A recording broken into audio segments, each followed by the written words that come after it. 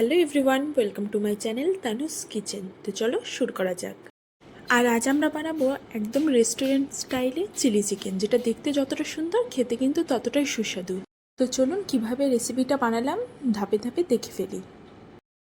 তো প্রথমেই আমি এখানে 500 গ্রাম বোনলেস চিকেন নিয়েছি, তাতে পরিমাণ মতো লবণ, গোলমরিচ গুঁড়ো এবং শুকনো লঙ্কা গুঁড়ো দিয়ে দিলাম। আপনারা যেমন স্পাইসি পছন্দ করেন সেই হিসাবে লঙ্কার গুঁড়ো ব্যবহার করবেন। তারপর আমি এখানে একটা গোটা ডিম ভেঙে দিলাম। তার মধ্যে 2 চামচ মতো কর্নফ্লাওয়ার যোগ করলাম। তারপর তাতে অল্প পরিমাণ সয়া সস মিশিয়ে দিলাম।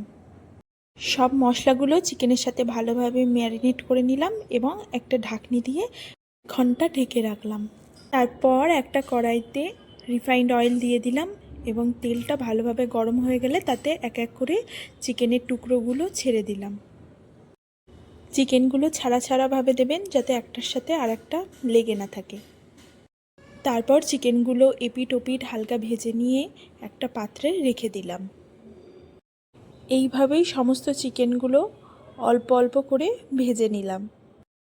চিকেন ভাজার পরে অবশিষ্ট তেলের মধ্যে কুচিয়ে রাখা রসুন এবং কুচিয়ে রাখা আদা দিয়ে দিলাম। রসুন এবং আদা কুচি একটু লাল লাল করে ভাজা হয়ে গেলে তাতে চৌকো করে কেটে রাখা পেঁয়াজ এবং ক্যাপসিকামগুলো দিয়ে দিলাম। তারপর তাতে 2টো চিড়ে রাখা কাঁচা লঙ্কা দিয়ে দিলাম। তারপর পেঁয়াজ এবং ক্যাপসিকামগুলো ভালোভাবে নেড়ে চেড়ে তাতে স্বাদ মতো লবণ দিয়ে দেব এবং তাতে 1 চামচ পরিমাণ গোলমরিচ গুঁড়ো ছড়িয়ে দেব। তারপর তাতে যোগ করে দেব প্রথমে 2 চামচ সয়া সস এবং 2 চামচ টমেটো সস। গ্যাসের ফ্লেমটি লো রেখে মিক্সচারটি ভালোভাবে নাড়াচাড়া করে নেব। কিছুক্ষণ নাড়াচাড়ার পরে তাতে অল্প পরিমাণ জল যোগ করব। তারপর তাতে ভেজে রাখা চিকেনগুলো দিয়ে দেব এবং ভালোভাবে নাড়াচাড়া করব।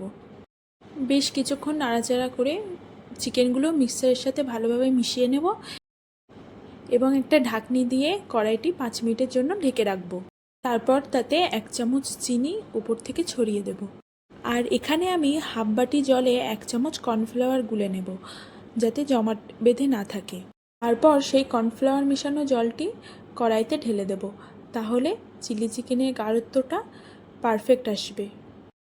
তো এখানে ফাইনালি আমাদের রেডি রেস্টুরেন্ট স্টাইলে চিলি চিকেন, যেটা আপনি রুটি, পরোটা বা ফ্রাইড রাইসের সাথে পরিবেশন করতে পারবেন।